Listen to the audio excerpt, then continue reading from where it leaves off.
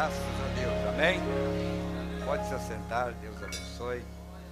E vocês que pela internet estão nos acompanhando, estamos muito felizes de mais uma vez estarmos juntos através desse sistema, onde pela graça de Deus tem sido um benefício para muitas famílias, né? Estamos muito gratos pelo Senhor nos conceder estarmos aqui de volta mais uma vez. E muito feliz por saber que Ele também se faz presente, né? E fico feliz de ver a irmã Lucilene, Mondemar, Deus abençoe, sua filhinha. É uma cópia ali, mais ou menos, da irmã Lucilene, né? Mais ou menos, Deus abençoe. Para quem não conhece a irmã Lucilene, é do meu tempo de jovem, de infância, quando nós viemos para a mensagem nos anos 75. Ela era solteira, eu também, a Sueli, né? A irmã Elizabeth, irmão Zé Ferreira, todo esse pessoal, minhas irmãs ali, solteiros. E aí estamos já trilhando quase 40 anos nessa fé. E nós só temos que dizer que Jesus é maravilhoso, né? Ter nos transportado até o século 21 e desfrutando dessa maravilhosa bênção. Deus abençoe a irmã por vir aqui nos ouvir nessa noite, né? Você, seu marido, sua família. Graças a Deus. Hoje o irmão Kardec está completando 80 anos, já está com 10 anos a mais, porque agora é canseiro de enfado e canseira, né? Eu creio que ele está completando 80 anos, né? E é uma data muito importante na vida do homem. São 80 anos de vida e muitos anos de fé também. E nós vamos estar lembrando de orar por ele, irmão Kardec, pai da irmã Elizabeth, né? E sogro do irmão José Ferreira. Eu espero que Deus lhe conceda muitos anos de vida também. E hoje nós tivemos uma visita maravilhosa do irmão Devair e da irmã Noemi. Eu gostaria que eles ficassem em pé, por favor, irmão. Quero fazer essa apresentação, porque é importante, estiveram ali desde a parte da tarde, nos visitando, falando da palavra de Deus. E nós falamos do irmão Edson Sóis. Por favor, fiquem em pé, irmão Edson, porque vocês estão vindo do mesmo lugar, praticamente, não é? E falando sobre as coisas de Deus, e nós estamos crendo que breve nós vamos batizar os dois, não é? Em nome do Senhor Jesus Cristo. Pode assentar, Deus abençoe. E tivemos falando já por telefone. E eu disse que a irmã Noemi parece a Rebeca do Zaqueu lá da Bíblia, né? Até dei o livro para ela ler sobre o Zaqueu, porque é o tipo perfeito do Zaqueu, lutando para salvar o marido, e Deus entra em cena e traz uma maravilhosa bênção, né? Então nós fomos agraciados com a visita deles, espero que eles sejam abençoados aqui entre nós também, né? Aquele jovem foi apresentado. Qual é o seu nome? O seu aí? Como? David. Ah, o David. Você que falou comigo há poucos dias aqui, não foi? Está com a sua esposa? Deus abençoe vocês. É um prazer ter aqui, amigo do irmão Valdir Balmante. Esses dias nós estávamos aqui, ele veio na igreja nos visitar, prometeu que voltaria e cumpriu a palavra mesmo, né? Deus te abençoe, David. É sempre bem-vindo aqui em nome do Senhor Jesus Cristo, né? Amém? Graças a Deus por isso. E nós temos tocado num assunto muito importante e também muito preocupante, né? E nós vamos dar a sequência nesse assunto que nós começamos. Embora não temos toda a igreja hoje, mas naturalmente a internet, os vídeos gravados, né? A facilidade que tem para assistir em casa, né, irmão Josias, né? Em casa, sentado comodamente, né? Ouvindo a palavra, e às vezes as pessoas estão bem cômodo em casa, agora ouvindo, né? E nós estamos aqui. Mas Davi disse que é melhor um dia na casa do Senhor do que 1000 em qualquer outro lugar. Então nós estamos muito felizes em poder estar aqui nessa noite, né? Mas aqueles que não podem, então Deus tem esta forma de poder alcançá-los aí, aonde eles estiverem. Eu tenho falado sobre almas encarceradas. E é o assunto que nós vamos, porque essa mensagem foi pregada depois que os selos foram abertos. Até então, se tinha uma ideia, um pensamento, quais pessoas que não podiam ser salvas. Mas depois que os selos foram abertos, todo o mistério foi revelado. Por isso a Bíblia diz em Apocalipse 10, 7, nos dias da voz do sétimo anjo, no soar do sétimo anjo, não é trombeta, né? Em inglês não fala trombeta, mas no soar da mensagem do sétimo anjo, então o mistério de Deus, não os mistérios de Deus, o mistério de Deus seria revelado, consumado, não é? Porque o mistério de Deus é Cristo. Portanto, quando se revela Cristo, toda a Bíblia foi revelada. Porque Cristo está desde Gênesis até o Apocalipse, escondido nas páginas da Bíblia, na vida de José, na vida de Davi, na vida de Salomão, na vida de Ruth, de Esther, de Raabe e de Moisés. Todos foram porções de Cristo, guardados através de toda a história.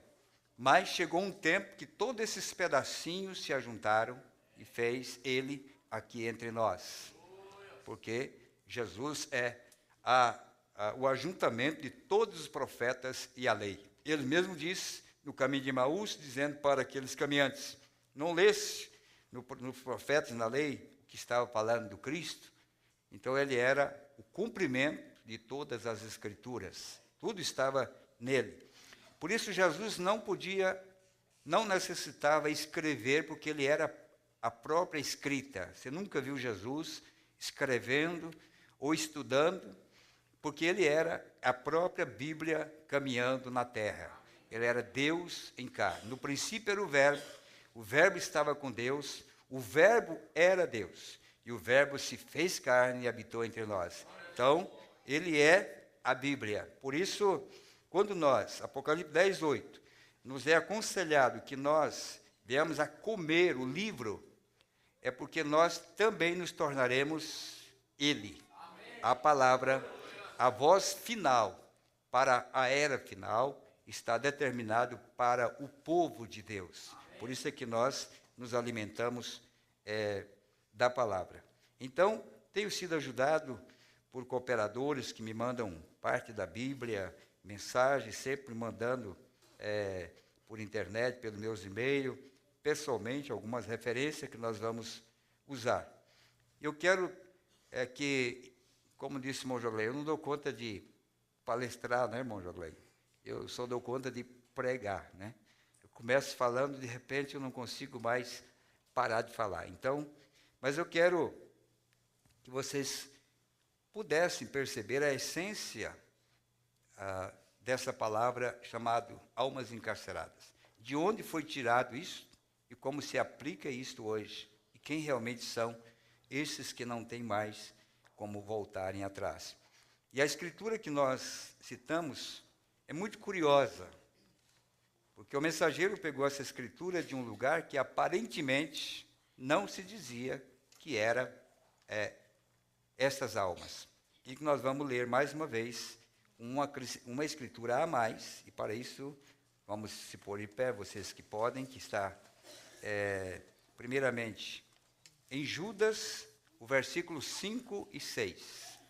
Judas, versículos 5 e 6. Essa já é a terceira palestra que nós falamos sobre este assunto. Judas 5 e 6, e depois nós vamos ler Hebreus, o capítulo 10. Mas quero lembrar-vos, então, é uma lembrança. Quero lembrar-vos, como quem já uma vez soube isto, que, havendo o Senhor salvo um povo, tirando-o da terra do Egito, destruiu depois os que não creram. E aos anjos que não guardaram o seu principado, mas deixaram a sua própria habitação, reservou na escuridão e em prisões eternas até o juízo daquele grande dia. Vamos para Hebreus 10. Porque se pecarmos voluntariamente, depois de termos recebido o conhecimento da verdade, já não resta mais sacrifício pelos pecados, mas uma certa expectação horrível de juízo e ardor de fogo, que há de devorar os adversários. Quebrantando alguém a lei de Moisés, morre sem misericórdia, só pela palavra de 2 ou 3 testemunhas. De quanto maior castigo cuidais vós, será julgado merecedor aquele que pisar o Filho de Deus e tiver por profano o sangue do testamento com que foi santificado e fizer agravo ao Espírito de graça. Vamos orar. Senhor Jesus, nós estamos aqui para alimentar os nossos corações através da Tua palavra. A única coisa que sustenta o Teu povo é a palavra manifestada. E para cada tempo, o Senhor tem tido uma porção específica para dar ao povo a certeza de que Jesus Cristo é o mesmo ontem, hoje e será eternamente. Teu servo nos trouxe uma mensagem, Senhor, intitulada Levantando e Tirando da História. E nesta noite nós queremos um Deus que não somente esteve em Moisés, em Davi, em Salomão, em Daniel, em João e no seu próprio corpo aqui nos dias de Jesus, mas queremos nesta noite um Deus que se prove entre nós, que é o mesmo Deus com a mesma verdade, a mesma palavra, para que os nossos corações sejam encorajados nesta última batalha que nos foi dado para esses últimos dias, Pai. Por isso nós suplicamos o Teu grande favor, vendo que a hora tem chegado. O momento tem sido oportuno para o Teu povo se aproximar de Deus, pois vemos os sinais no mundo afora. Vemos todas as predições que estão se cumprindo diante de nós. Queremos ter um povo disposto, em lutas, em provas, mas também no campo de batalha, levando em nossos corações a certeza que nós somos chamados para ser os últimos desta última colheita, Pai, para estarmos completando o corpo de Cristo. Quando o Senhor nos chamou através deste alarido, aqui estamos para dizer: Senhor, eis-me aqui, envia-me a mim. Que o Senhor possa usar cada um de nós como uma verdadeira testemunha de Cristo, ao redor desta terra, para mostrar que a luz está brilhando mais, e mostrando que nós estamos entrando nesta grande eternidade. No nome de Jesus, receba as nossas orações, súplicas, por nós, por nossos filhos, por nossos entes queridos, por nossos irmãos, e nos abençoe enquanto estamos discorrendo da Tua palavra, em nome de Jesus Cristo. Amém. Pode sentar, igreja. Então, Judas está nos advertindo que o mesmo povo que saiu do Egito, sob a mão de Moisés, da coluna de fogo, da nuvem, do batismo no rio, no Mar Vermelho, esse mesmo povo pereceu, não entrando na terra prometida. E aos anjos que não guardaram o seu principado, isso quer dizer, os anjos que uma vez eram anjos de Deus, estavam na presença de Deus, não guardaram o seu principado, o seu poder, mas deixaram a sua própria habitação, reservou na escuridão e em prisões eternas até o juízo daquele grande dia. E Paulo, escrevendo aos Hebreus, está trazendo uma advertência também muito profunda e de preocupação para os seres humanos. Porque se pecarmos voluntariamente, depois de termos recebido o conhecimento da verdade, já não resta mais sacrifício pelos pecados. O que é pecado? Fumar, adulterar, mentir, roubar? Não. Isso não é pecado. Isto é frutos do pecado. Pecado chama-se incredulidade. E a incredulidade se aplica não só, porque muitas pessoas não cometem esses tipos de pecados, mas são incrédulos quanto às promessas de Deus, enquadradas em Hebreus capítulo 10. Porque se pecarmos voluntariamente, depois de termos recebido o conhecimento da verdade. Aonde nós vamos encaixando esse tipo de pessoas que voluntariamente descreem daquilo que eles realmente estão vendo que é. Nós voltamos ao Velho Testamento e descobrimos que aqueles 10 espias, eles foram ver a promessa de Deus.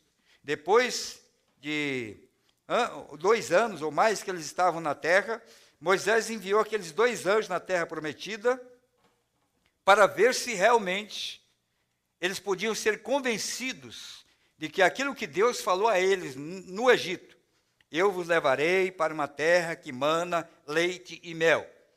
Naturalmente, Moisés, sofrendo com o povo, a pressão daquele povo, disse, vão lá e veja se realmente não é assim.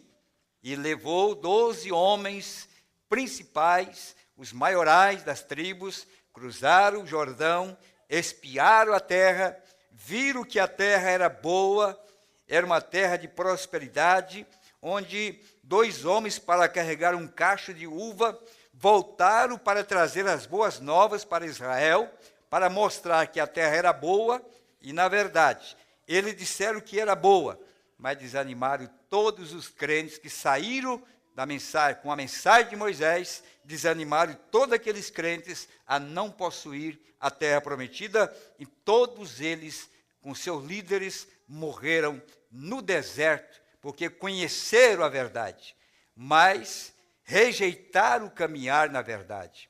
Enquanto que Josué e Caleb, aqueles 10, entre aqueles 10, estava 12, estava Josué e Caleb, eles se pararam firme pela promessa e cruzaram o Jordão e possuíram a terra.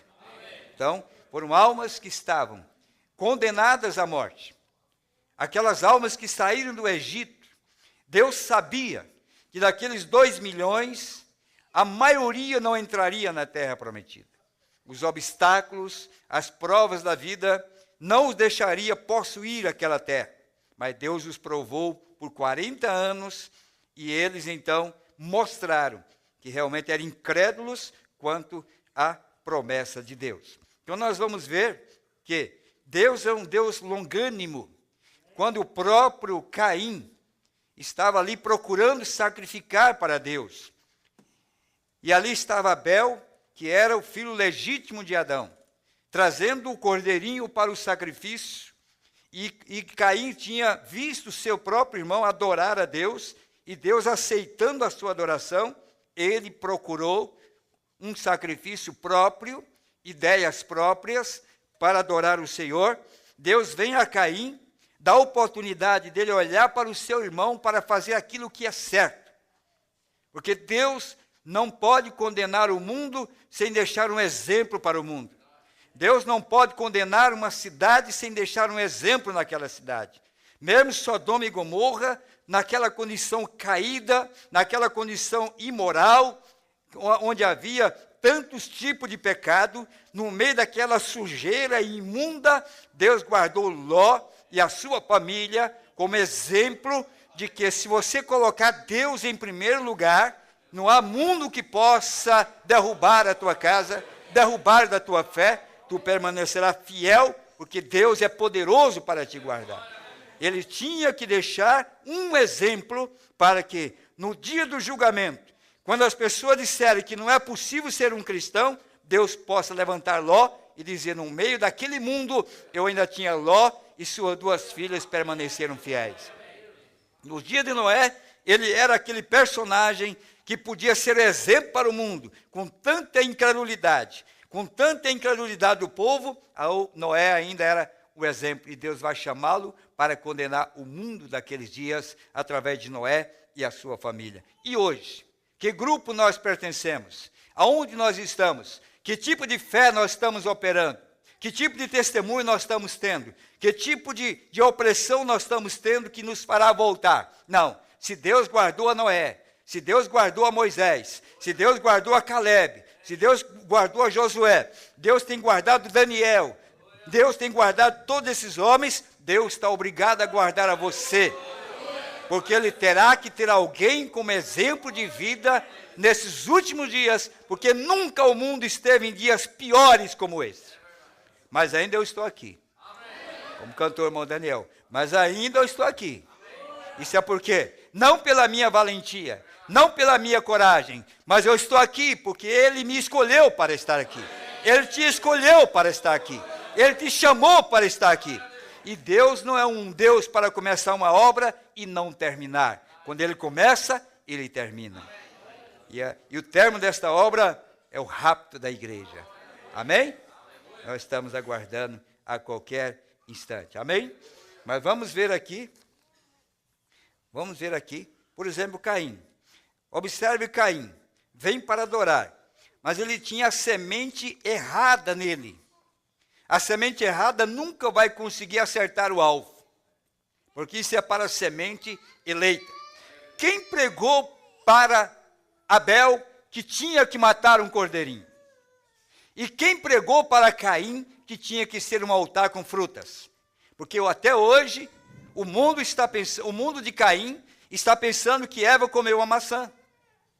Porque eles estão na mesma origem do seu pai, a serpente no jardim do Éden, e o mundo hoje está ainda com a adoração de frutas, de beleza. Mas quem pregou para Abel para mostrar que não foi a fruta, foi uma queda através do adultério. E para isso somente o sangue poderia remir. O profeta disse, porque Deus revelou para ele que não foi o que eles estavam pensando. Deus revelou para Abel. Alguém perguntasse, quem pregou para você, Abel? Deus me revelou que era assim. Amém. A semente da serpente. Veja, o guizo da serpente estava sobre ele, pois ele era a semente da mulher. Ele conhecia a vontade perfeita de Deus. Ora, Caim conhecia a vontade perfeita de Deus. Sabe por quê? Mesmo que ele era filho da serpente, mas quem criou a Caim foi um homem chamado Adão. E Adão era a imagem perfeita de Deus. Deus estava em Adão. Deus falava através de Adão. E ele aprendeu tudo isso através do seu pai de criação e da sua mãe, chamada Eva. E ele aprendeu todas essas coisas. Em outras palavras, ele não fez aquilo que era correto, não por falta de conhecimento. Ele fez aquilo porque a sua alma não tinha uma semente capaz de clamar por uma revelação perfeita. Ele estava influenciado em sua semente para o caminho do mal, porquanto o mesmo pai, ou entre aspas, o mesmo Adão, a mesma Eva, o mesmo carinho que eles deram para Abel, eles deram também para Caim. E por que um fez certo e o outro fez errado? Sabe? E ele conhecia a vontade perfeita de Deus, mas ele recusou em fazer isto. Você sabia disto? Satanás conhece a vontade de Deus, mas simplesmente recusa fazê-la. Satanás conhece. Porque lá no princípio, antes da queda, antes dele descer para a terra, ele era o anjo braço direito de Deus. Ele estava como Miguel, como Gabriel. Ele era o grande querubim de responsabilidade diante de Deus. Então ele sabe qual é a adoração que Deus gosta. Ele sabe qual é o culto que Deus gosta. Ele sabe qual é o tipo de adoração que agrada a Deus. Mas ele se recusa a fazer. Então ele é um perdido. Os anjos que caíram foram reservados em prisões eternas até o dia daquele grande julgamento. Por quê? Porque eles sabiam o que era certo. E eles deixaram o certo por aquilo que era errado. Não tiveram como voltar atrás. Caim também estava nesta condição. Observe. Ele tinha visto Deus vindicar a mensagem de Abel. Agora, eu quero que vocês pensem. Use o seu filtro do homem que pensa por um momento. A mensagem correta de Abel, que Deus vindicou ser a verdade. Está você entendendo agora? A mensagem de Abel tinha sido recebida. E Caim viu isso e sabia que Deus tinha vindicado aquela mensagem certa. Os frutos O testemunho daquele homem chamado Abel estava envolvendo a vida de Caim. Caim não podia condenar Abel pela sua vida, porque ele era um homem íntegro. Caim estava observando a vida de Abel, mas ele não tinha capacidade de se humilhar, de reconhecer que aquilo que Abel estava fazendo era a perfeita vontade de Deus.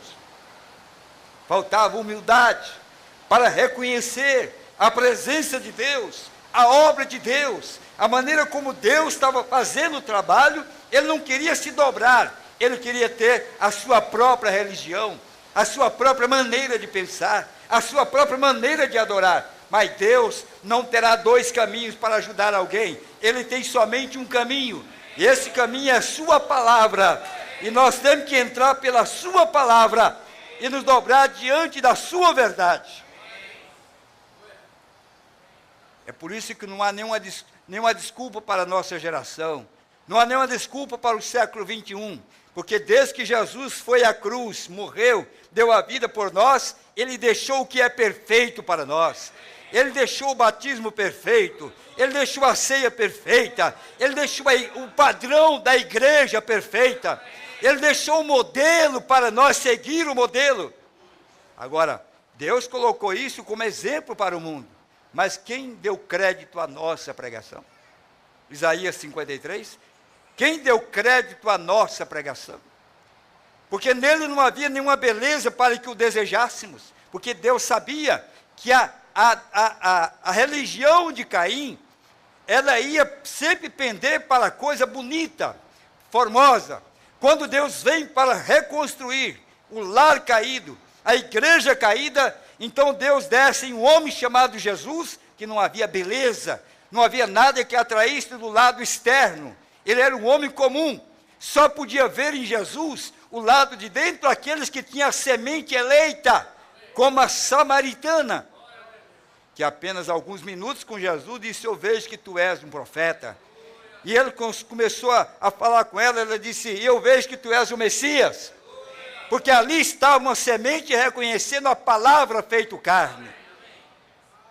Agora, para os fariseus, ele podia pregar o dia inteiro, ele podia manifestar todos os sinais, eles jamais poderiam crer, porque eles estavam presos em beleza natural.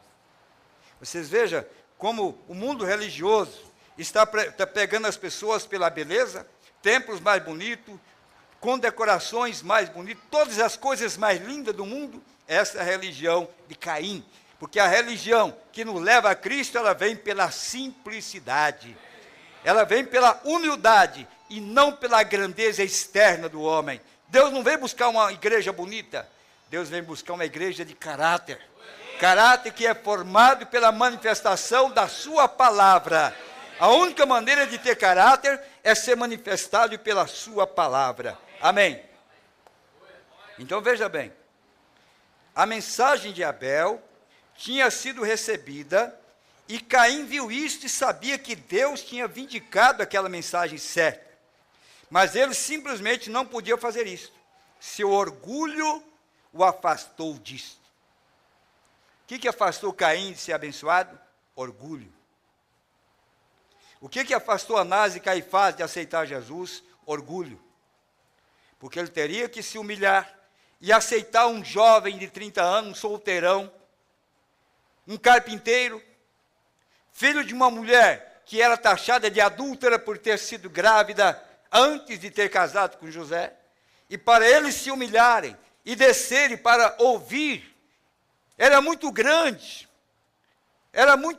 o orgulho que eles tinham, para se diminuir e parar em um assento, na barranca de um rio, de um mar, nas pedras, como o sermão da montanha, e apontar e dizer: esse verdadeiramente é o Messias.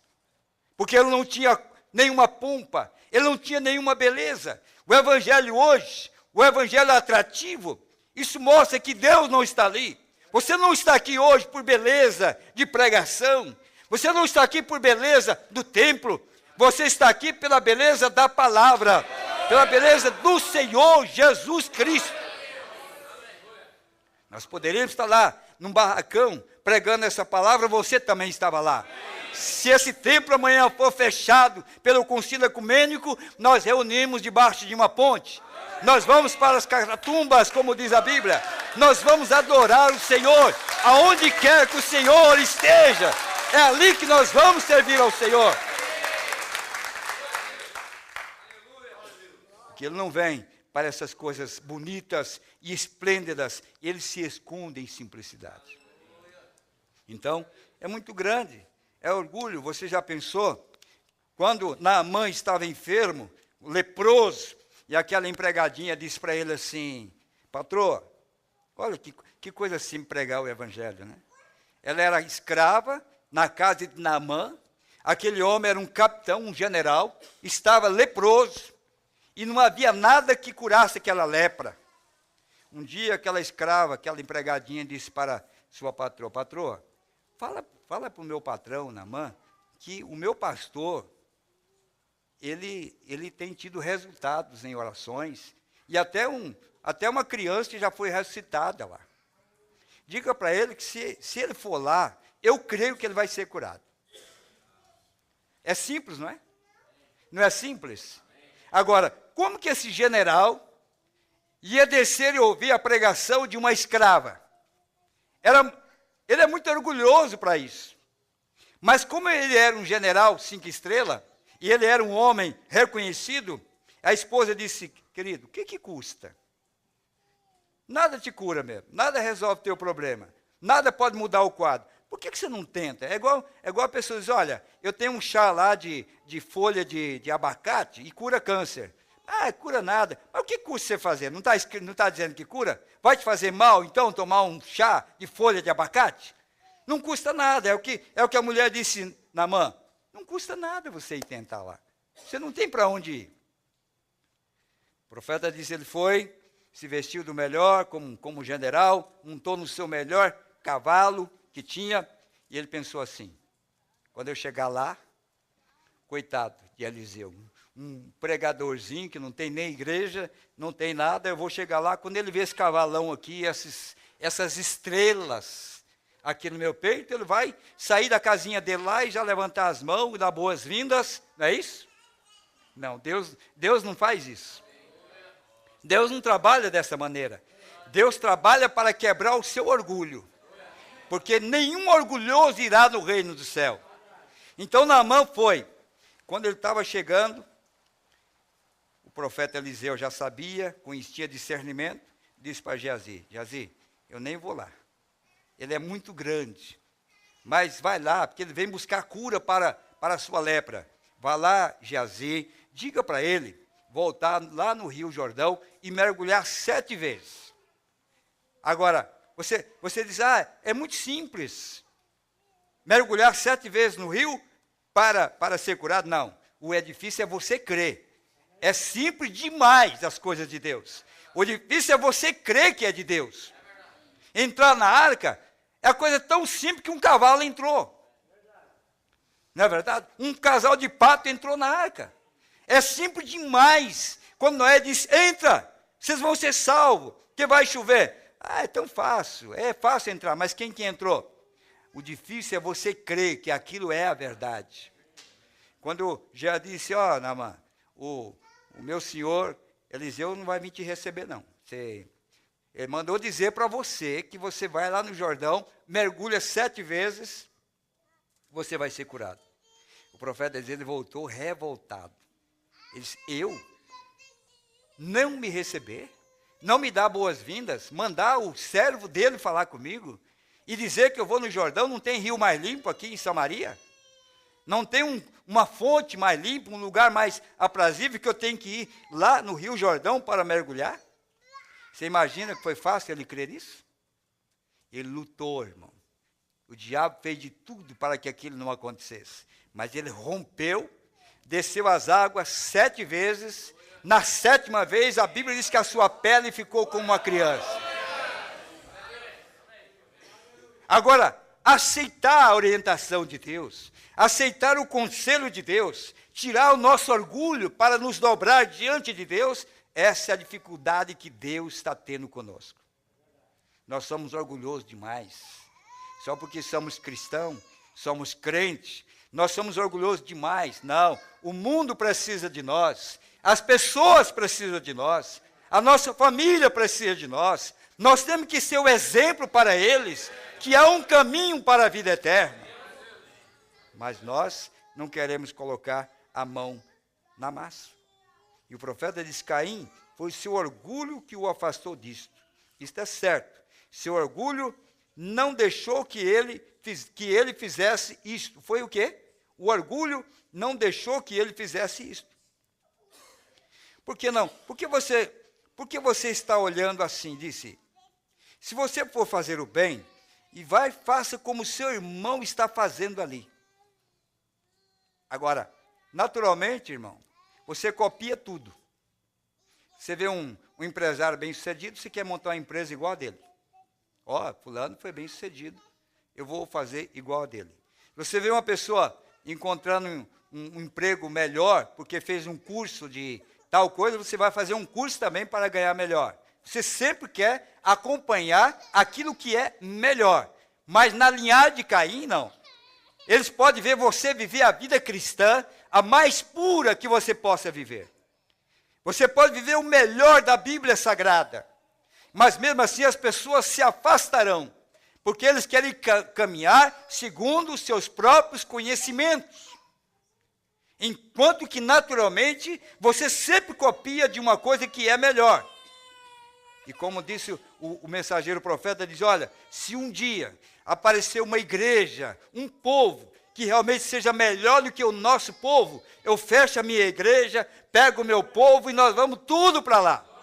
Porque esse é o caminho que nos leva à vida eterna. Amém. Mas ele não quis.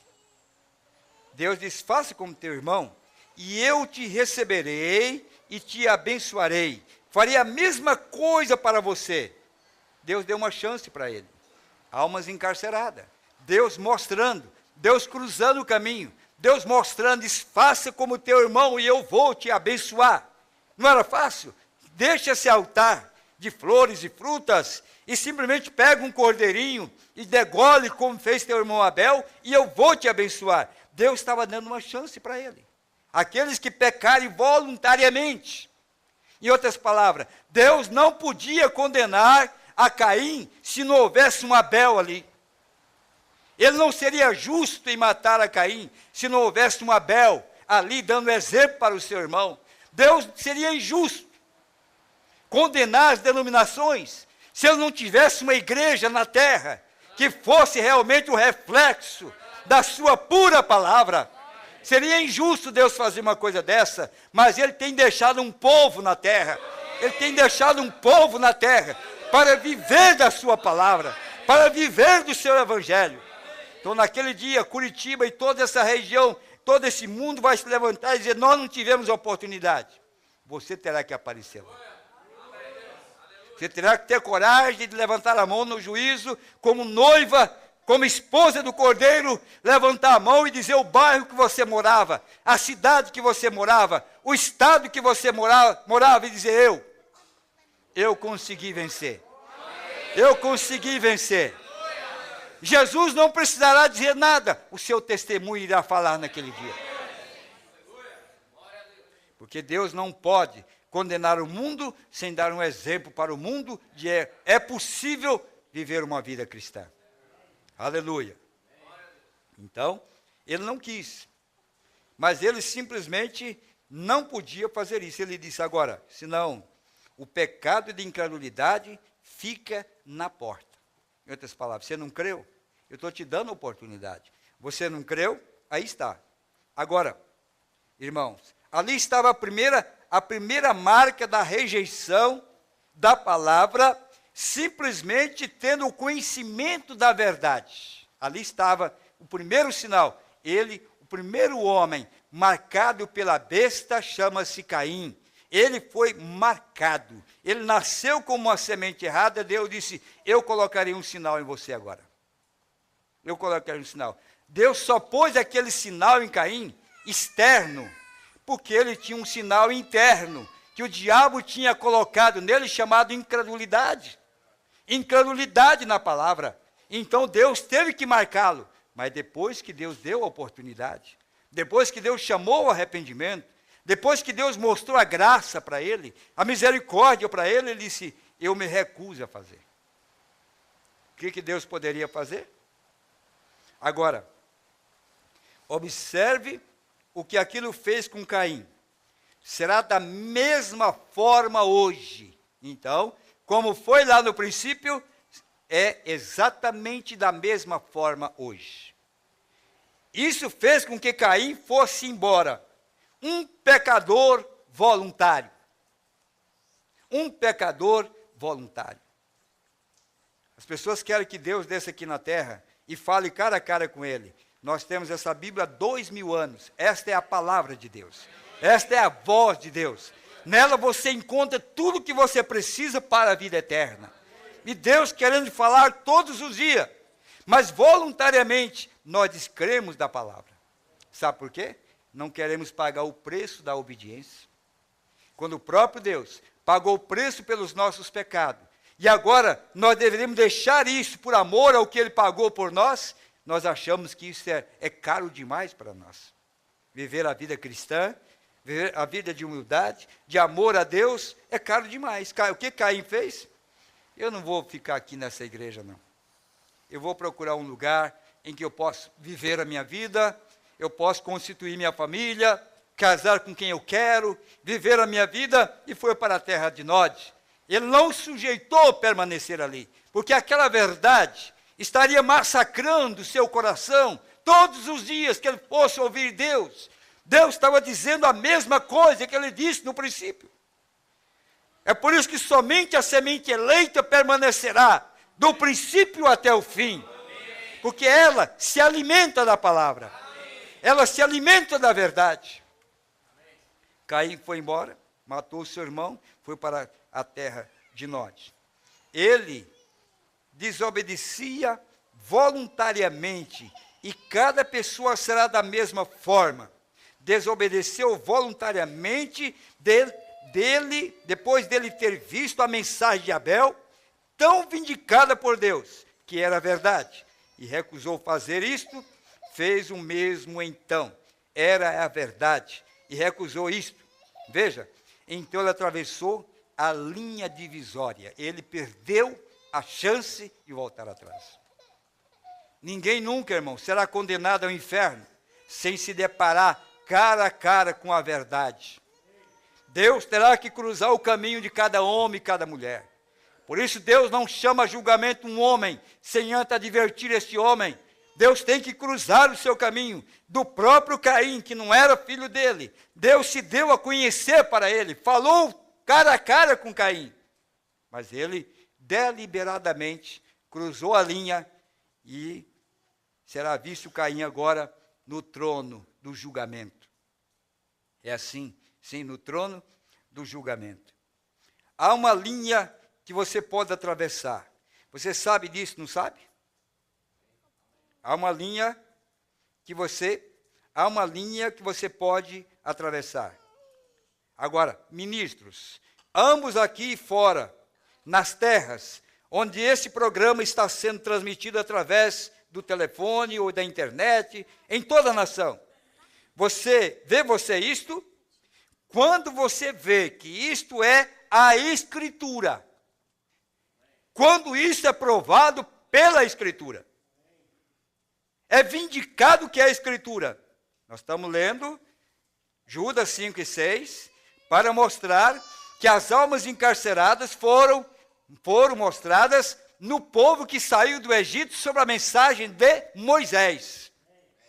E o profeta está mostrando que quando nós vamos cruzar a linha da misericórdia para o juízo, o irmão Brando está dizendo como é que isso acontece. Como que é, irmão Brando?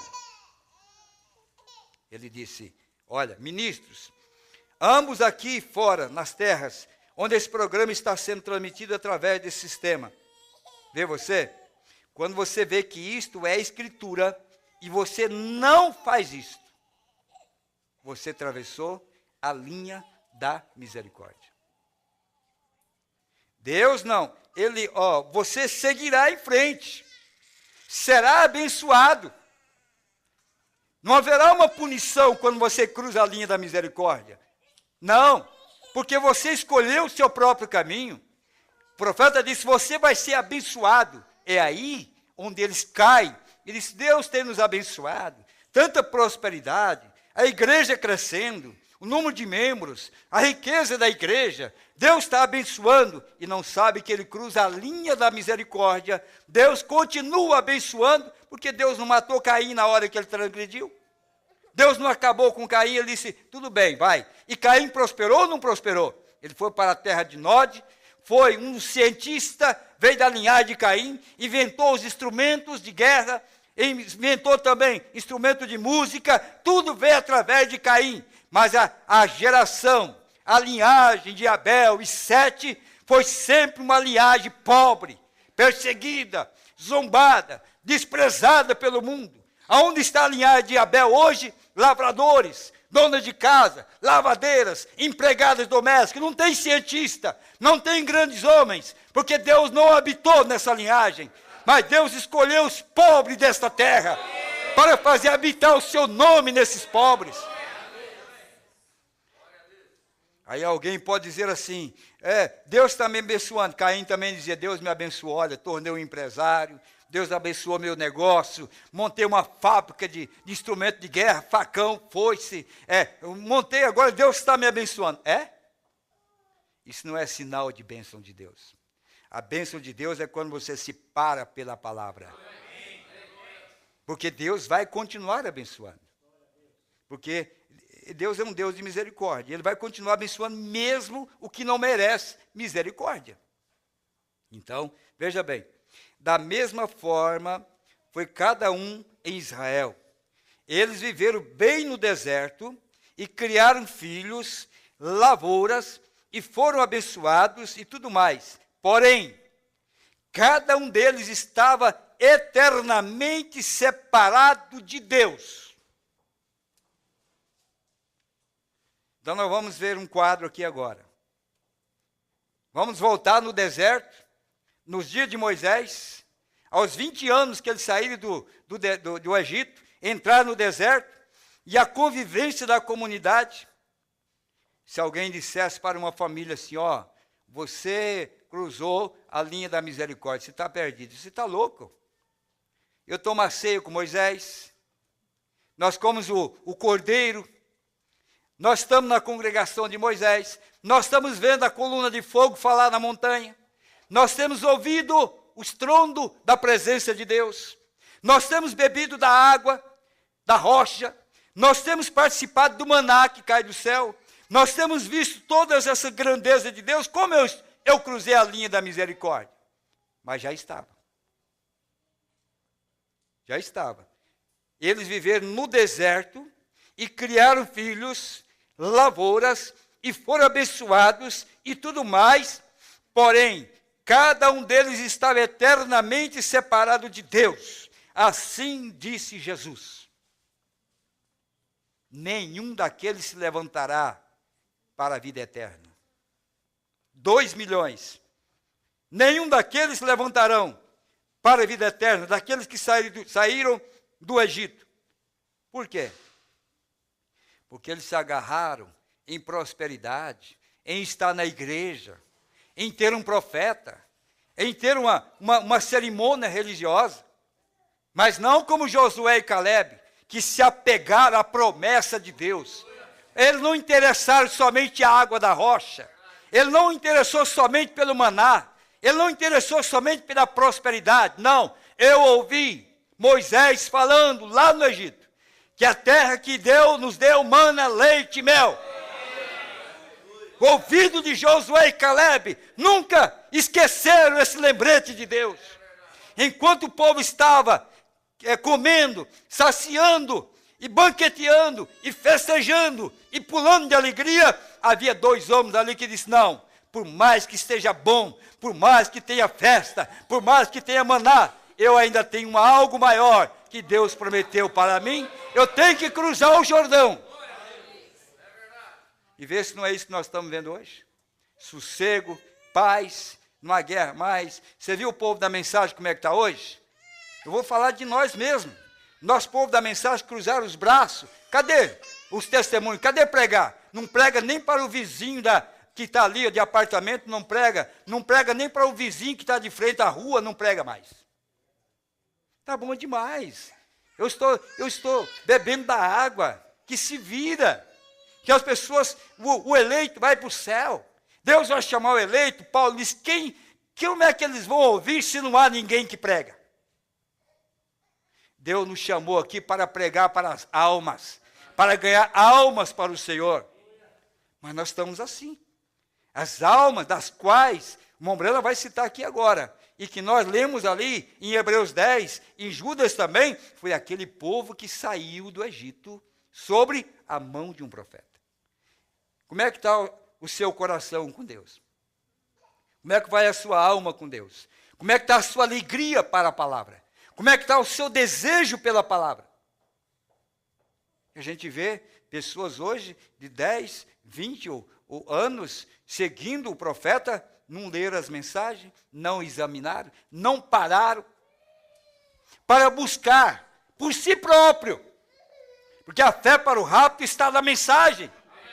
Mas quem vai encontrar essa fé de rapto?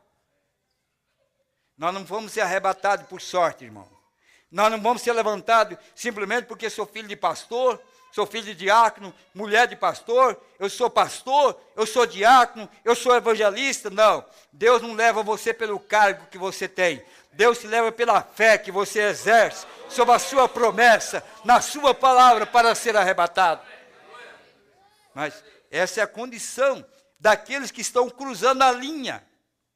Aí você diz, virgens nessa? Não, virgens nessa não. Aquelas lá não tiveram a segunda chance, elas só tiveram uma chance. Elas não tiveram uma segunda chance, não. Elas pereceram e Jesus diz, todos estão mortos, separados eternamente de Deus. Mas como é que pode? Eu bebo a água da rocha, eu como maná, eu estou vendo Deus agir, eu olho para a serpente de bronze, a enfermidade é curada, sinais. Meu pastor, chamado Moisés, tenho visto ele descer da montanha todo transfigurado, com a luz sobre a sua cabeça, mas converteu eles? Essa coluna de fogo vai converter? Simplesmente a coluna de fogo? Essa nuvem vai trazer alguma coisa? Não, para o incrédulo não vale nada. Pode se amparar do sol debaixo da nuvem, pode ver o claro da coluna de fogo à noite, guiando aquele povo, mas o que adiantou?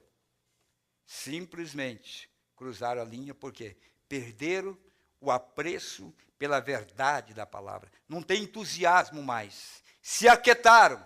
E com isto, Deus foi obrigado a matá-los. Sabe por que é que Deus ainda conservou aquele povo 40 anos? Porque a semente eleita estava nos ombros deles. Quando eles nasceram, e de 20 anos para baixo, entraram aqueles que nasceram no deserto, de 20 anos para baixo entraram na terra. Carregaram a semente eleita, mas eles não eram eleitos. Carregaram a semente eleita, mas eles não eram eleitos. Mas a semente eleita passou neles. E por causa disso, Deus deu água da rocha, deu maná, deu comida, mostrou a coluna de fogo. Sabe por quê? Não para salvar eles, para salvar o que estava no lombo deles. Muitos que caminharam com o irmão Brana e viram sinais e prodígios, como Deus vindicando a mensagem, pereceram lá. Mas nós estávamos nos lombos deles.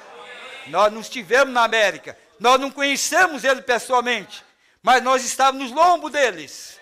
E fomos manifestados para crer nessa promessa. Aleluia. Ó, sim, Deus te abençoará imediatamente, mas você está perdido, certamente. Isto é o que a Bíblia diz agora, isto é o que ele disse. Observem, você pode atravessar a linha de separação. Crê você nisto? Amém. Caim fez. Quem é seu pai, Caim? Adão. Ele não sabia nem quem era seu pai. Ele não tinha revelação de onde veio. Porque ele olhava para Adão, e depois de Adão, ele olhava para um chimpanzé, que é o que eles estão olhando hoje. Ou Adão, ou o chimpanzé. O seu pai foi desconjuntado. Ele olhava e sabia, mas afinal de contas, eu tenho que ser filho de Adão mesmo. Não, ele era filho de Eva. mas não de Adão. A semente era errada. Agora, para dizer isso aqui, vamos ler aqui um momento. Eu tenho Hebreus 10, 26. Deixe-me ver se eu posso encontrar isto rapidamente. No livro de Hebreus, o capítulo 10, eu creio, versículo 26. Eu tenho isso escrito aqui. Só um momento, se vocês aguentarem comigo. E vamos ler isto em 1 minuto, tá bem? Porque se pecarmos voluntariamente, depois de termos recebido o conhecimento da verdade, já não resta mais sacrifício pelos pecados, mas uma certa expectação horrível de juízo e ardor de fogo que há de devorar os adversários. Este é o assim diz o Senhor. Esse assim diz a santa palavra de Deus. Você crê que é verdade? Então, quem é que é as almas encarceradas? Aqueles que voluntariamente descrê da palavra de Deus, voluntariamente, tendo exemplo. A pessoa diz, olha, eu olho para a mensagem, tem igrejas aí, mulher corta o cabelo, se pinta, eu não me interessa. Mas tem uma coisa, tem que ter um lugar. Tem que ter um lugar aonde essa palavra vai produzir efeito. Se tem um Caim, tem que ter um Abel também. Se tem um Isaú, tem que ter um Jacó também. Se tem um Judas, tem que ter um Jesus também. Então tem que ter um exemplo para nós. Ou Deus iria deixar nós sem um exemplo para nós olharmos para Ele? Não, Deus não faria isso. Agora, Ele diz, se descrermos intencionalmente, depois de vermos isto e ouvirmos isto, então estamos além da linha. Nunca mais haverá perdão por isso. Eu estou mostrando a gravidade do que é estar na palavra de Deus. Você já pensou quantas pessoas comeram com Jesus, caminharam com Jesus? O moço rico, aquele mancebo de qualidade, ter a oportunidade de abraçar Jesus, dar um ósculo santo em Jesus, Jesus dá a chave da vida eterna para ele. Eu digo, olha moço, só falta uma coisa para você. Irmão, eu faltava tudo, eu me entreguei para Jesus, o moço rico só faltava uma. Jesus falou para ele, falta-te uma coisa. E eu, no mundo, e você, quantas coisas faltavam para nós? E nós abraçamos a palavra, abraçamos a verdade. Mas um dia ele encontra um moço que só faltava uma coisa. Ele disse, falta-te uma coisa, vá, vende tudo que tem, dê aos pobres e vem e segue-me. Ele baixou a cabeça porque ele era um Caim, semente errada. Para ele, os seus bens eram mais caros do que a sua alma. Jesus queria mostrar para ele que uma alma vale mais do que 10 mil mundos. Porque a semente eleita é aquela que enfrentou o diabo no deserto, quando ele foi levantado e disse, olha, tudo isso te darei, se prostrado me adorares. Jesus disse, para trás de mim, Satanás. Eu vou herdar isso aqui, mas não sem luta. Eu vou herdar isso aqui na raça. Eu vou herdar isso aqui segundo a promessa do Pai. Eu vou herdar isso aqui lutando por aquilo que é meu. Não quero nada de graça. E tem pessoas que trocam Jesus por um emprego, troca Jesus por uma viagem, troca Jesus por uma festa, troca Jesus por uma ninharia. Onde é que nós estamos? Que valor você tem dado para a palavra? Olha onde nós temos chegado. Você diz, Deus ainda me abençoa. Claro que Deus abençoa, mas perdido. Deus vai abençoar, mas perdido. Vai agora ali fora e vê se esses traficantes, vendedores de droga, não estão tendo uma vida melhor de comer e beber e dormir e passear do que nós. Agora, quem é que está dando pão na mesa dele? É Deus ou é o diabo? Quem é que está dando saúde para esses bêbados na rua caídos? Quem é que está dando saúde para esses bandidos matarem, estruparem, deixaram a mulher viúva com 3 crianças? Quem é que está dando vida para eles? Quem é que está dando saúde para eles? Deus. Mas nós vamos além das bênçãos materiais. Nós vamos além como Lázaro. Eu estou comendo as migalhas que caem da mesa do meu Senhor. Mas eu tenho uma visão no meu coração. Um dia essa vida terminará. Um dia esse corpo irá passar. Um dia esta vida vai terminar. Mas eu tenho uma alma que ela está identificada com essa palavra. Eu sei que há um corpo melhor do que esse. Por isso Paulo disse, se essa casa se desfizer com câncer, com tuberculose ou com um acidente, ele só tem uma casa melhor do que essa. Nós andamos por fé, não por vista. Nós andamos por fé e não por vista. O diabo tenta enganar as pessoas pela vista. Amém. Glória a Deus. Não é verdade? Oh, sim, você diz, Deus ainda me abençoa. Deus vai continuar abençoando. Mas, no entanto, nós vemos que essa bênção não significa a aprovação de Deus. Vai haver um tempo que nós estamos vivendo agora. Nós não estamos no tempo da colheita. O tempo da colheita passou. Nós estamos no tempo da separação da casca e do trigo. Houve um tempo que foi tempo de colheita, mas agora não. Agora é trigo separando da casca. E vocês já tiveram algum moinho de trigo por aí, ou de arroz? Vocês conhecem o que é a palha de arroz? Se você olhar de longe assim, duvido você dizer que não tem arroz lá dentro. Mas é só casca. O grão já saltou fora há muito tempo, mas a casca está lá. A casca faz um monte muito maior do que o grão. É muito mais volumoso a casca do que o grão. Mas a casca não tem vida. O que tem vida está no grão. Mas o grão tem que ser guardado no celeiro. Amém. Aleluia. Ainda o profeta falando sobre Caim. Caim, conhecia a perfeita vontade de Deus. Ele conhecia a perfeita vontade de Deus. Caim conhecia. Por quê? Porém, ele recusou-se a fazê-la. Ele provou então ser a semente da serpente. Quando viu a perfeita vontade de Deus, ele a rejeitou. Ele tinha visto Deus vindicar a mensagem de Abel, mas ele rejeitou. Ele rejeitou de livre e espontânea vontade, sabendo que havia um exemplo de como ele deveria fazer, porque o exemplo estava dentro dele. Agora note isso em Gênesis 4, 6 e 7. Somente lendo a escritura aqui. Faz como Abel fez. Não era fácil? Você já não tinha um exemplo para você fazer? Faça como Abel fez, ele disse. Se tu vês o que eu, irmão, disse, vai em frente e faz o que Abel fez. Presta o mesmo tipo de culto que ele prestou, e eu te abençoarei. Senão, o pecado jaz à porta. Agora, pecado é incredulidade. Se não fizeres como Abel fez, visto que eu o vindiquei e o fiz certo, agora, se não fizeres isto, então isso mostra que o pecado, incredulidade, jaz à porta. Vê? Sim. Jaz à porta. Porque você viu como deveria fazer, mas você não fez.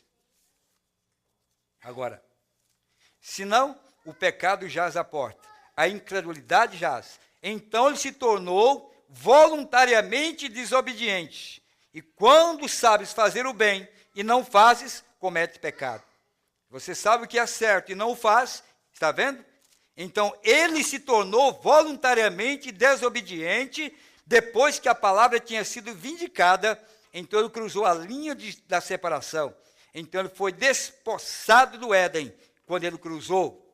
Há uma linha que você só chega até esse ponto. E se você avançar, não importa o quanto seja, para o outro lado, você está fora. Você sabe disso, não sabe? Há uma linha. Se você não crê nisso, leia Hebreus 10, 26. Eu estou lendo outra mensagem. É essa escritura que estava me referindo ali, veja. Porque se pecarmos voluntariamente, depois de termos recebido o conhecimento da verdade, já não resta mais sacrifício pelo pecado. Esse é o Novo Testamento. Se pecarmos voluntariamente, depois de recebermos o conhecimento que tem sido pregado para vocês, lido para vocês, provado para vocês, depois de vermos o conhecimento da verdade, e vocês seguirem em frente e descrerem voluntariamente, não há mais sacrifício pelo pecado. Uma rejeição. Prova, mostra, diz, está claro, está vindicado, mas a pessoa diz, eu não quero. Então, uma expectativa horrível e ardor de fogo, o qual há de devorar os adversários. Você está certo? Pode-se cruzar essa linha, como os filhos de Israel fizeram em sua jornada. Vindo através do deserto, Israel fez a mesma coisa. Então, quem que cruzou a linha entre a graça, a misericórdia e o juízo? Olha aqui, quem foi que cruzou? Nós estamos pensando que é o mundo denominacional, que é o mundo lá fora. Não. Conhecimento da verdade? Se Lutero viesse hoje, se Lutero levantasse hoje, Lutero foi o 5º mensageiro das 7 eras da igreja. Se Lutero levantasse hoje, assistisse o nosso culto, e ele dissesse que isso não é verdade, ele estaria no inferno. Lutero, Wesley. Porque Deus vai cobrar deles a luz que eles tinham. Mas hoje Deus deu uma luz maior. Lucas 17:30, na manifestação do Filho do Homem, a plenitude da palavra, a plenitude da verdade, teria que descer entre nós. Nós não estamos mais na mensagem de uma estrela, nós estamos na mensagem do sol.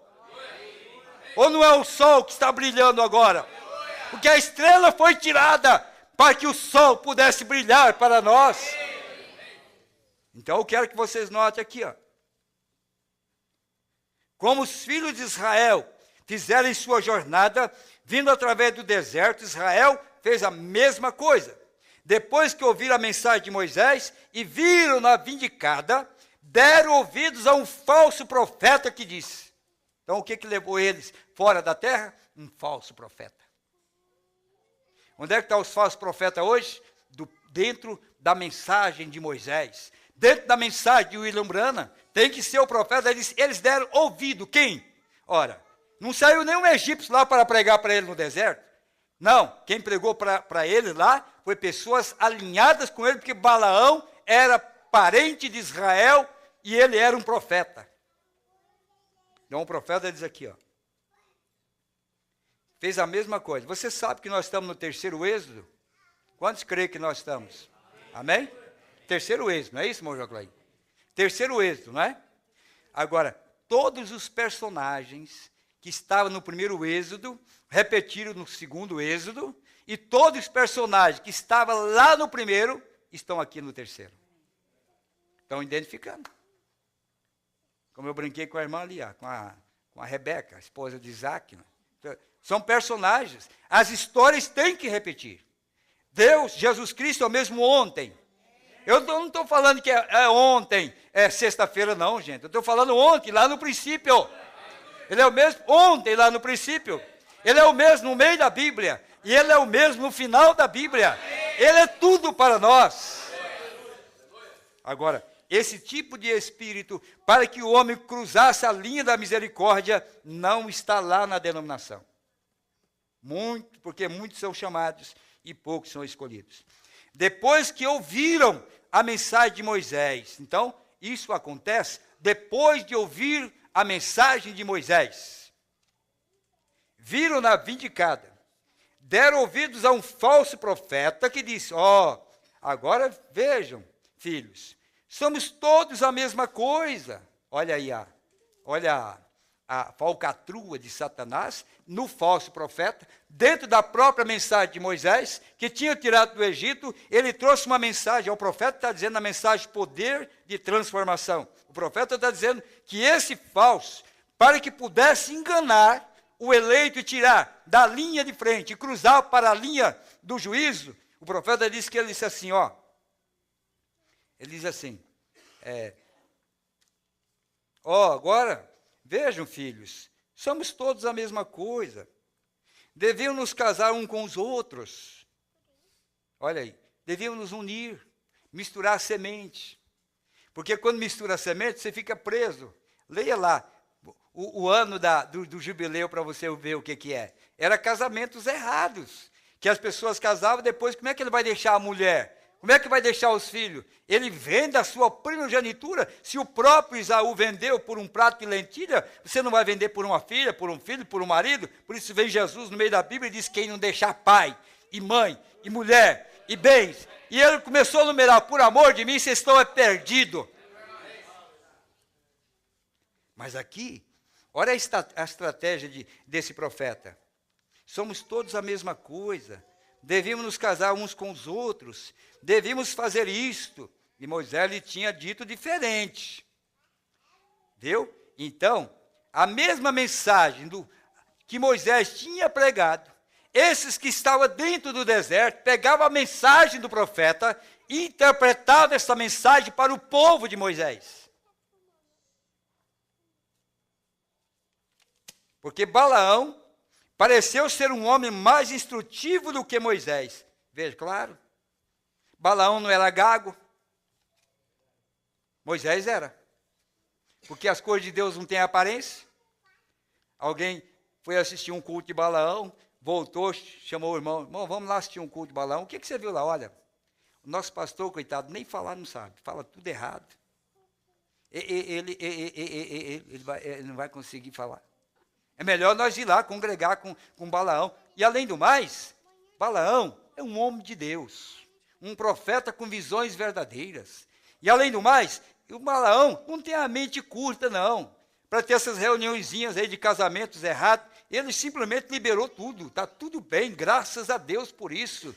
E nosso profeta aí, está velho, olha o que está acontecendo com ele. O negócio para nós agora, vamos mudar, porque ele tem uma linguagem muito mais polida, muito mais pura para nós.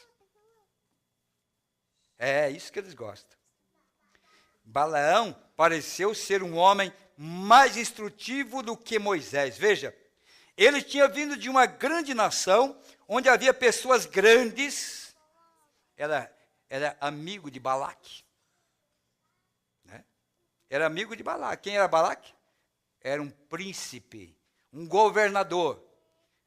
Então, você ia na reunião de Balaão, sabe quem ia ver lá?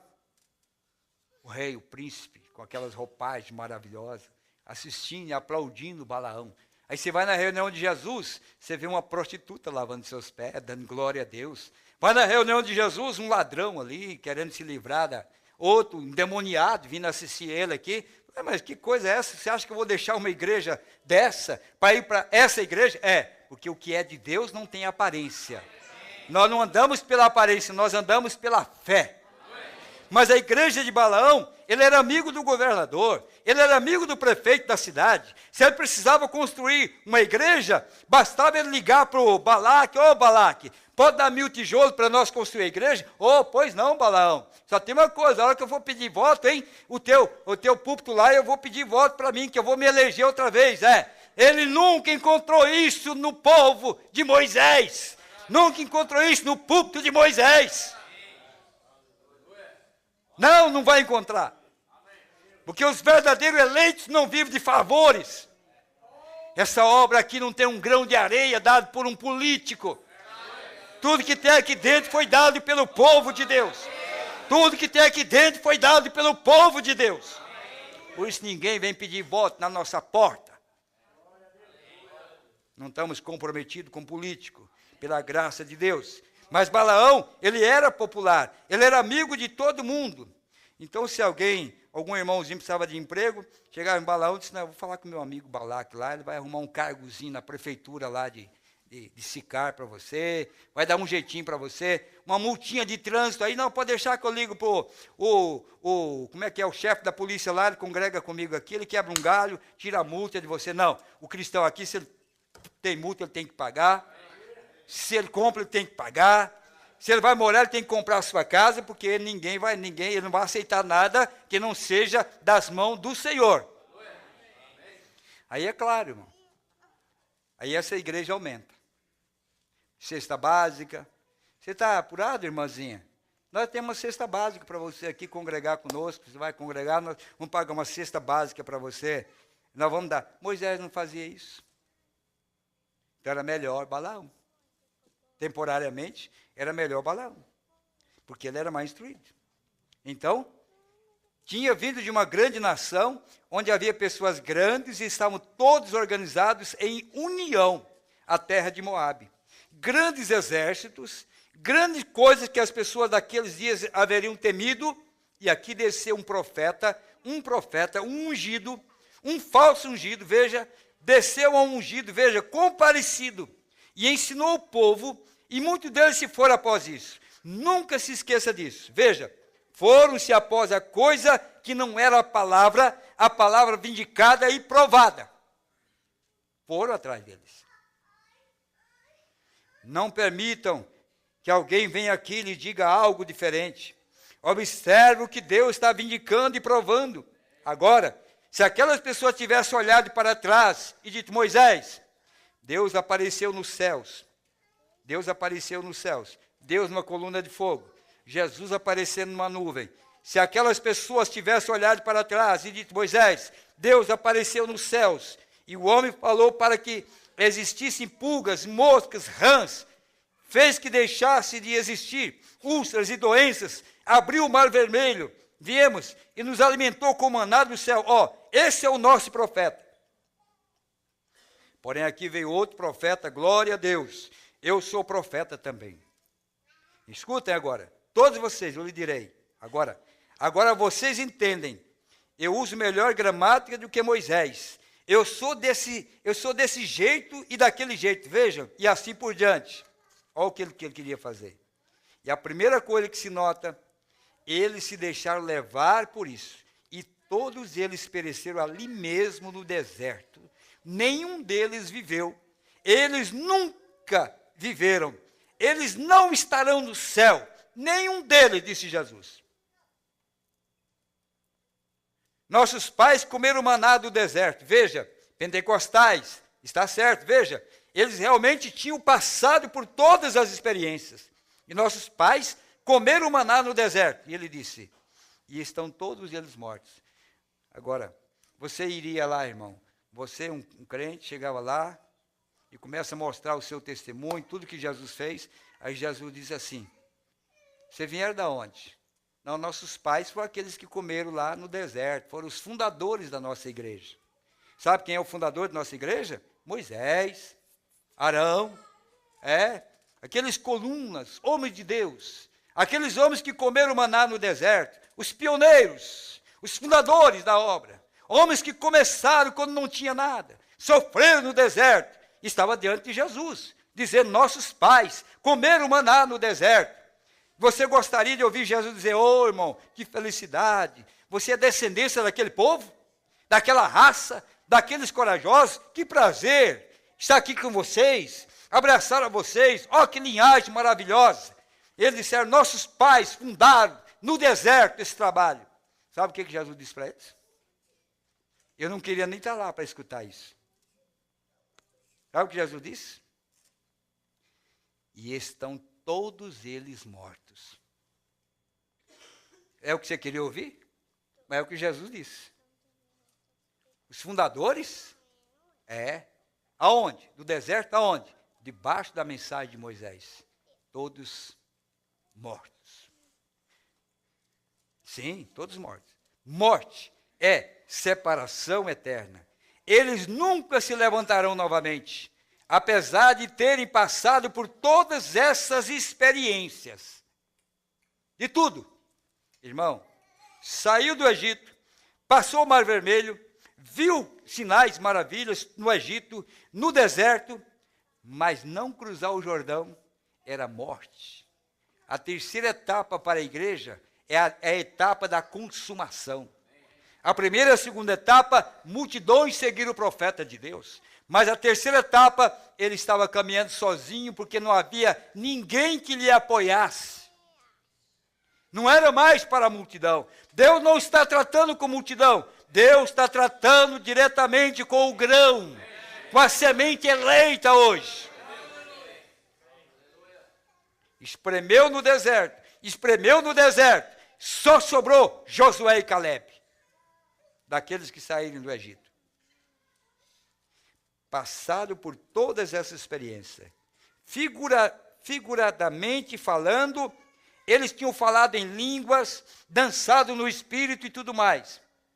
Mas quando chegou a hora do confronto entre a palavra, entre dois profetas, um deles na palavra e o outro fora da palavra, ambos profetas, vocês compreendem? Se vocês compreendem, digam amém. Um na palavra e outro fora da palavra, ambos profetas, provado que eram profetas, mas um estava com a palavra, vejam, falsos ungidos nos últimos dias, vejam, um profeta, ambos profetas, um na palavra e um vindicado pela palavra, e o outro não era vindicado pela palavra. Caim e Abel novamente, estão vendo? Os dois, falso e verdadeiro, muito bem. Mas cada um deles apodreceu no deserto e pereceu. A alma deles está morta e perdida.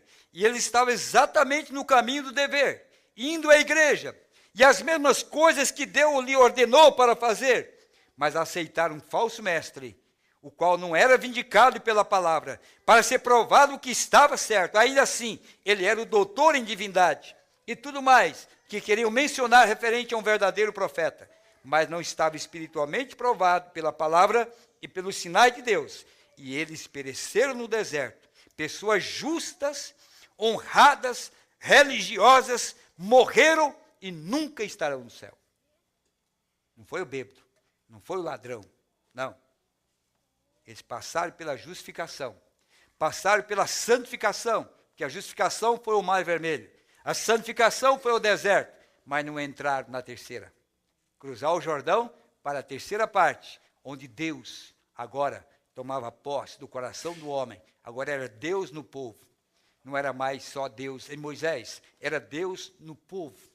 Para vencer todos aqueles que estavam naquela terra e tomar posse da promessa. Eles rejeitaram Deus neles. Morreram no deserto por não dar o passo seguinte. Já estamos terminando. Estão vendo onde temos de caminhar? Diz o profeta. Vocês estão vendo onde nós temos que caminhar? Compreendem? Não deixe isso passar despercebido. Igual como nos tempos em que a palavra semente de Noé levantou uma transformação flutuante da terra para o céu. Parecia loucura para as pessoas ter uma pequena seita como Noé tinha. E ele lhe disse, assim diz o Senhor, Deus falou e virá uma chuva.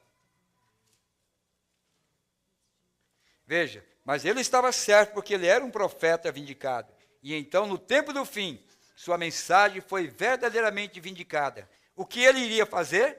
Ele transformou da terra para a glória. Por meio de uma arca da palavra que estava pregando, foi transformado. Amém. O que nós estamos vendo hoje? A mesma oportunidade. Ou nós entramos, ou nós cruzamos, e nunca mais vamos regressar. É Deus trabalhando com a sua semente. Né? Agora, Ruth, Noemi e Orfa, juntas, voltando para a terra. Quem que se perdeu? Quem cruzou a linha? Quem que era almas encarcerada? Tinha que fazer uma decisão. Seguir Noemi para um povo estranho, uma terra estranha, uma religião que ela não conhecia, mas ela amava Noemi. Então, chegou o momento que a própria Noemi disse, agora é tempo de decisão. Eu estou voltando para a minha terra. Nós também estamos voltando para a nossa terra. Nesse tempo de voltar para a terra, é tempo de decisão, porque é nesse tempo que sai a órfã, e é nesse tempo que Ruth também é revelada. Porque é nesse tempo é que Ruth entra para o casamento, e órfã, nunca mais vocês veem falar nela. Ela cruzou a linha, foi uma separação, ambas da mesma família, ambas casadas com filhos de Noemi, ambos saíram juntos, lá da terra onde estavam, peregrinando, sofreram juntos, caminharam juntos. Quando estavam voltando para o lugar de descanso, é onde apareceu a linha divisória, aonde a sua decisão determinará se você vai ou você fica. Quando chegou o momento, Noemi disse, Ruth e Orfa, eu não tenho mais filhos, e mesmo que eu casasse, tivesse filhos, esperaria vocês que eles crescessem para casar? Eu vou para a minha terra, para o meu povo. Agora eu digo, volte para a sua parentela, volte para a sua terra. Orfa olhou para Noemi e disse, é melhor eu voltar. Eu não vou enfrentar essa luta. Deixar o meu povo, deixar a minha doutrina, deixar a minha religião, deixar a minha comunidade. Eu não tenho condição. Eu vou voltar. E Ruth disse, Noemi, pelo que eu vi em você, pelo que acompanhei, meu marido, pelo que eu vi, eu digo uma coisa para você, Noemi. Eu tomo a minha decisão hoje. Onde tu fores, eu irei também. Onde tu morreres, eu morrerei também. Onde tu for sepultada, eu serei sepultada também. O teu Deus é o meu Deus. Aquela decisão trouxe o Boaz para ela, mas para a órfã, nunca mais. Tempo de separação. É o tempo que nós estamos vivendo. Amanhã, se o Senhor permitir, nós temos mais. Vamos ficar em pé. Vamos agradecer o Senhor. Amém? Amanhã, a partir das 17 horas, se o Senhor permitir, nós estaremos aqui mais uma vez e queremos trazer mais uma etapa desse assunto sobre almas encarceradas. Aonde eles estão e o que leva uma pessoa a cruzar esta linha. Com tudo o que tinham nas mãos para possuir a promessa, para entrar na terra. Tudo, a promessa de Deus. Se venderam, não foram, perderam a oportunidade. Aqui é um pedido da irmã Glicéria, de Jaraguá do Sul. Pede oração por ela e por sua família. Senhor Deus, te agradecemos por este momento, te agradecemos pela tua palavra. Isso aprofunda na nossa alma e nossos ossos. Isso realmente move os nossos sentimentos. Quando nós pensamos quantos milhares de milhões que estão aí fora, desapercebidos da hora e da tormenta que está caindo sobre a terra. E nós estamos aqui num número tão pequeno, Pai. Se, quando aquela primeira gota de chuva caiu na terra, se a arca pudesse comportar, quantas milhares de arcas deveriam estar com as portas abertas quando a gota de chuva caiu pela primeira vez? Mas, Pai, tu tens um limite, tu adverte, tu ensina, tu mostra. E quando o Senhor mesmo fechou a porta da arca e a chuva começou, quantas vidas vieram na porta pedindo misericórdia para Noé? Quem sabe membro da sua própria família que não aceitou a sua mensagem, batendo na arca para entrar. Mas a resposta de Noé foi: meus filhos ou meus amigos, não foi eu que fechei a porta, foi Deus que fechou a porta por fora. Eu não posso fazer nada. Senhor, nesta noite, permita que essa porta ainda esteja aberta, mas que haja almas sedentas, almas que desejem entrar para a salvação. Conceda esta bênção nesta hora, Pai, pois sabemos que é uma hora avançada para o teu povo. Tenha misericórdia de cada um de nós. Nos dê pregadores robustos na fé, posicionados pela palavra, cheios do Espírito Santo, para persuadir a igreja como Josué e Caleb, para levar o povo do outro lado, Pai. Que assim seja comigo, seja com meus amigos pregadores, seja com meus irmãos espalhados em cada lugar. Que haja coragem para lutar, força para pelejar. É hora de entrar, porque muitos, Pai, pensam que entraram e ainda estão do lado de fora. Venha nesta hora nos ajudar a compreender profundamente a tua palavra. Nos ajuda a caminhar nesta luz maior, nesta graça do poder da ressurreição, e entender o propósito de Deus para este momento, Pai. Todos que me ouvem nesta hora, através da internet, aonde estiverem, que a minha voz, ainda cansada, mas a unção do teu Espírito possa converter os corações, Pai. No nome de Jesus Cristo, nós pedimos essas bênçãos, nós confiamos em Ti, em nome de Jesus. Amém. Vamos cantar? Ainda em pé, vamos cantar.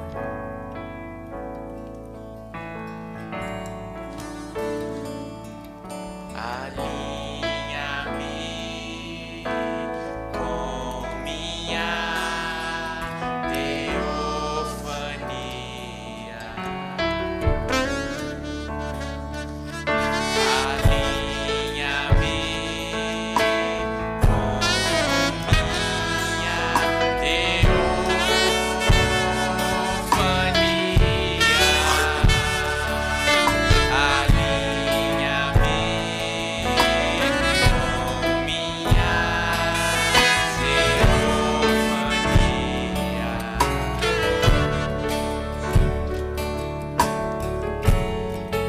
estou sendo raptado de fé em fé, construindo a pirâmide em minha terra, do terrestre ao celestial. Estou indo ao lar, voltando ao lar, do terrestre ao celestial. Estou indo ao lar, voltando ao lar. Eu quero voar com asas de águia em perfeição, e assim subir na força da águia em perfeito amor. Eu quero ser a palavra de Deus em meu coração,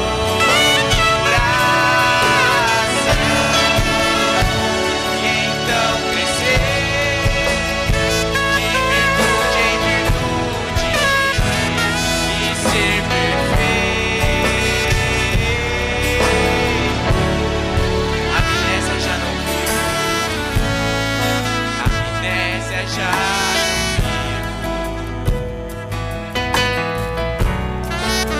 por causa da palavra.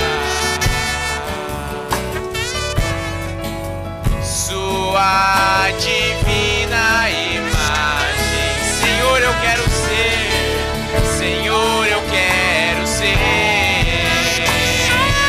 do terrestre ao celestial. Estou indo ao lar, voltando ao lar, do terrestre ao celestial. Estou indo ao lar, voltando ao lar. Eu quero voar com asas de águia em perfeição,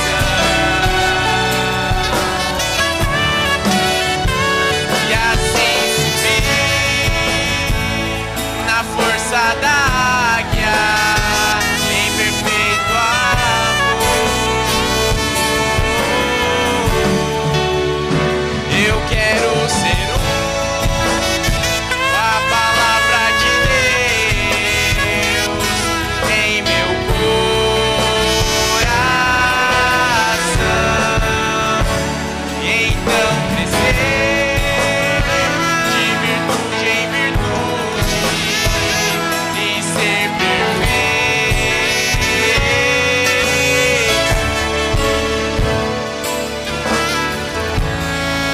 Minha teofania contempla a face do Pai, contempla a face do Pai.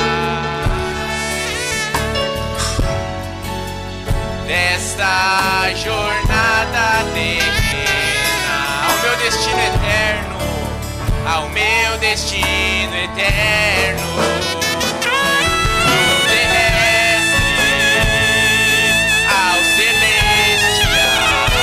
Estou indo ao lar, voltando ao meu lar, do terrestre ao celestial. Estou indo ao lar, voltando ao meu lar. Eu quero voar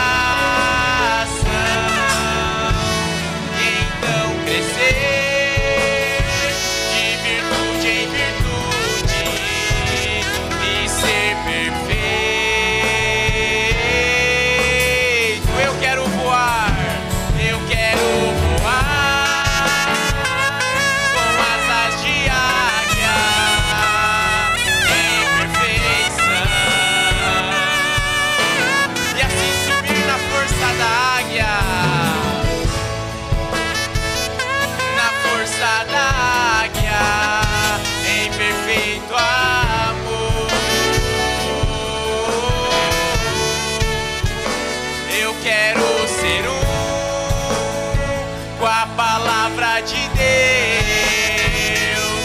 em meu coração, e então crescer de virtude em virtude e ser perfeito.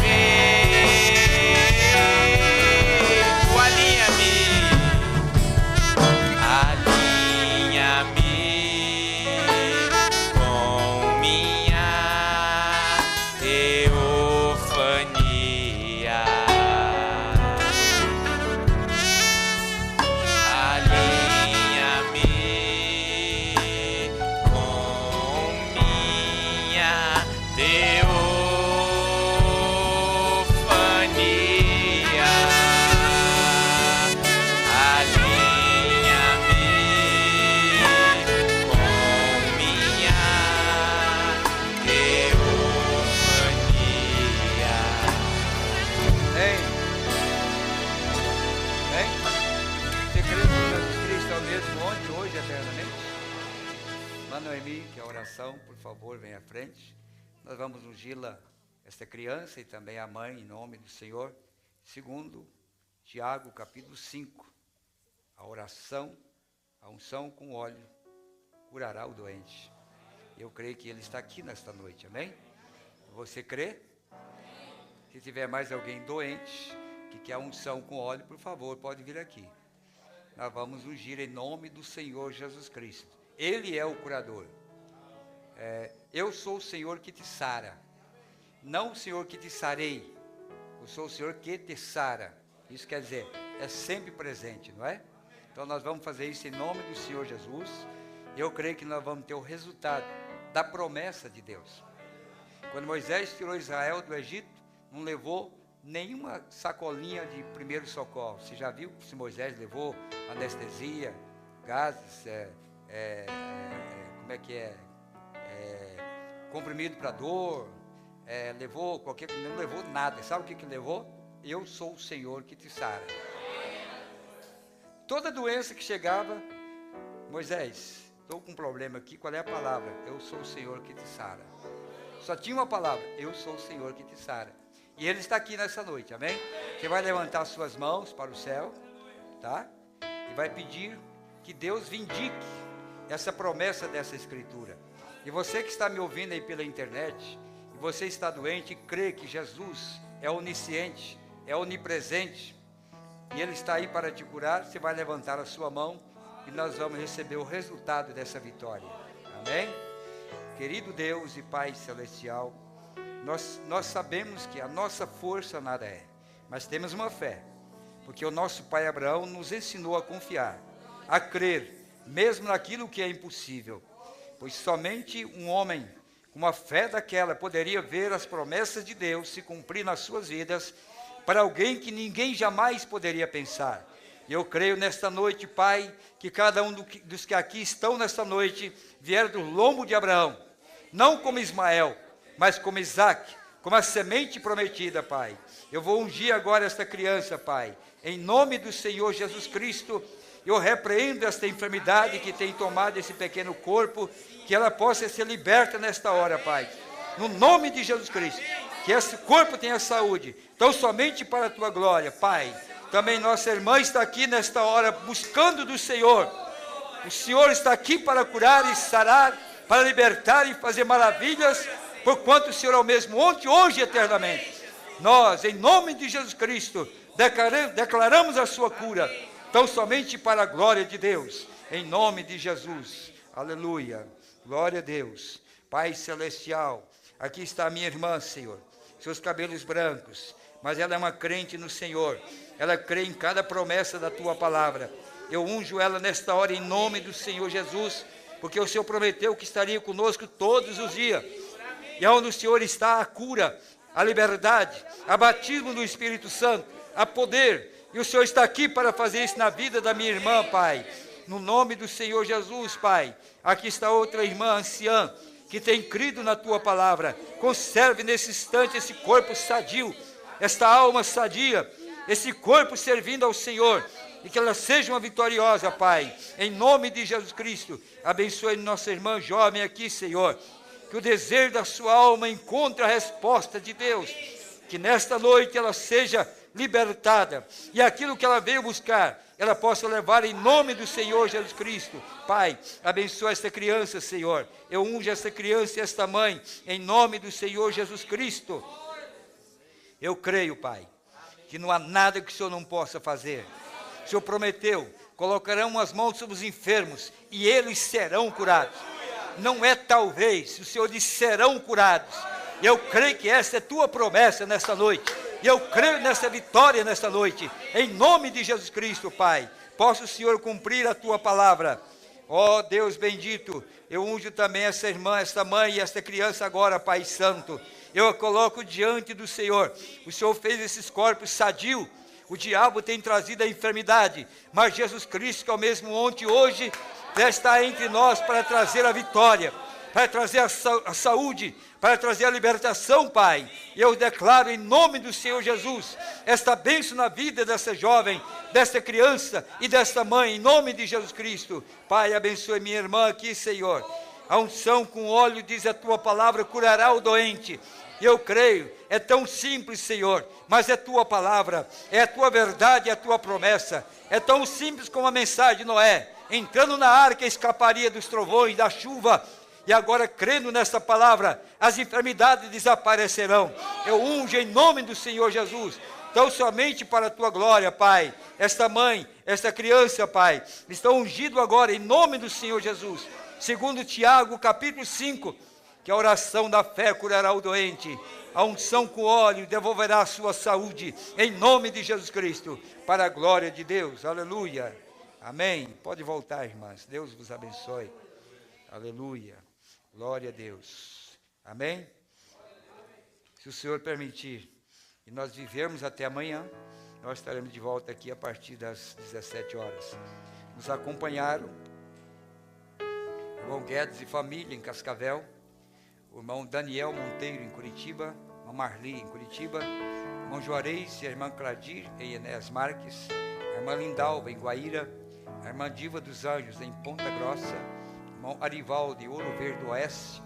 Lembrando, irmão Arivaldo, que nós estamos orando pela sua filha que está com esclerose. A igreja não se esqueceu desse pedido feito por uma doença tão difícil, chamada esclerose, né? Mas nós estamos colocando diante de Deus.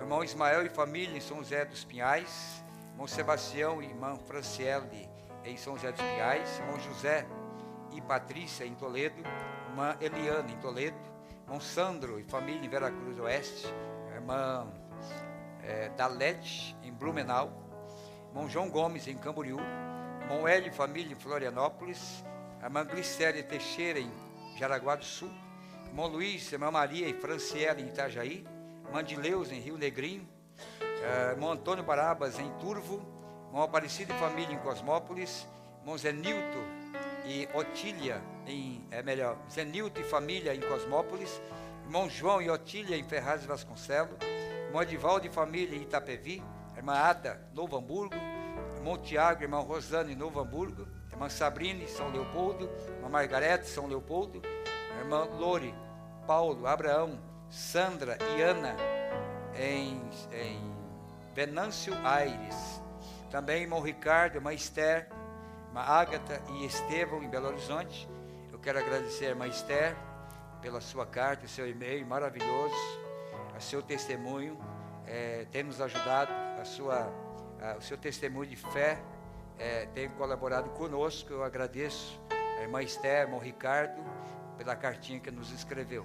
O irmão José Batista em Lagoa Santa, Minas Gerais, a irmã Alessandra, Emanuel e Davi em Sabará, Minas Gerais, irmão Hugo e família em Mossoró, Rio Grande do Norte, irmão Elifas, Maia e Mônica em Macaé, no Rio de Janeiro, irmã Emily, a irmã Luci, irmão Leonel em Montevidéu, no Uruguai, irmão Marcos, Maia e família também nos assistiu, irmão Manuel da Rosa também, irmão Manuelzinho, né, em Belo Horizonte.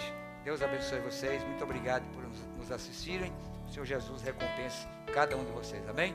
Agora vamos abraçar a teofania de Jesus, porque é o corpo que Ele está usando aqui, é o teu. Então abrace Jesus, Abraça o Espírito Santo do seu lado, sua esposa, seu marido, sua irmã, seu irmão. E até amanhã, se o Senhor assim nos permitir. Deus te guarde.